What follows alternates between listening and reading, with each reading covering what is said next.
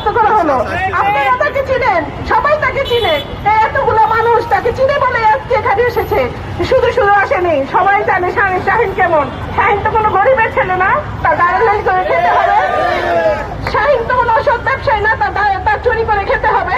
শাহিন একজন সফল ব্যবসায়ী ছিল, যে ব্যবসা এই রাজনীতির মধ্যে থেকে ধ্বংস হয়েছে। কারণ সে বিএনপিকে ভালোবেসেছে, বিএনপির মানুষকে ভালোবেসেছে, তার প্রতিদান সে পেয়েছে বরখাস্ত হয়ে, ষড়যন্ত্র মিথ্যা মামলার আসামি হয়ে। আমি এগুলোর বিচার চাই, আমি এগুলো প্রত্যাহার চাই, এবং আমার যে স্বামীর যে কষ্টে ছিল সেটা যাতে তাকে সসম্মানে ফিরিয়ে দেওয়া হয়। সবার সামনে তাকে যাতে দাদা এবং দিদি ফুলের মালা দিয়ে বরণ করে নেয়, এটাই আমার কষ্টের প্রতিদান আমি চাই। এখন আমি চাই, কারণ এখন বিএনপির সময় এসেছে। এতদিন আওয়ামী লীগের সময় ছিল, কষ্ট হয়েছে, এখন কি আমরা কষ্ট করবো? এখন কি দালালদের হাতেই আমরা থাকবো? কোনোদিনই বাঁচতে পারবো না।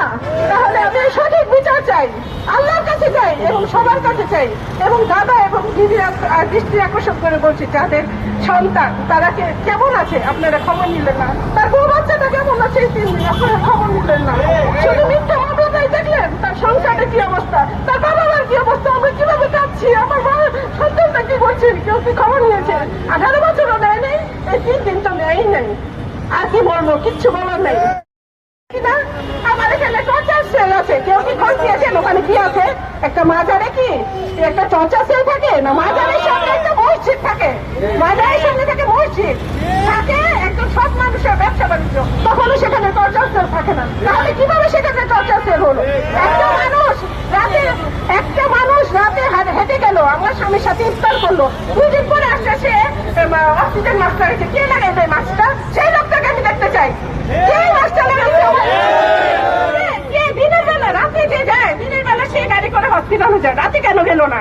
রাতে তার ব্যথা ছিল না, দিনের বেলা তার এত ব্যথা, এত জখম হয়েছে যে শাহিন তাকে মারছে, সে রাতের বেলা যায় না, সে দিনের বেলা গেছে। তাই তো রাতেই হসপিটাল ভর্তি করার কথা ছিল।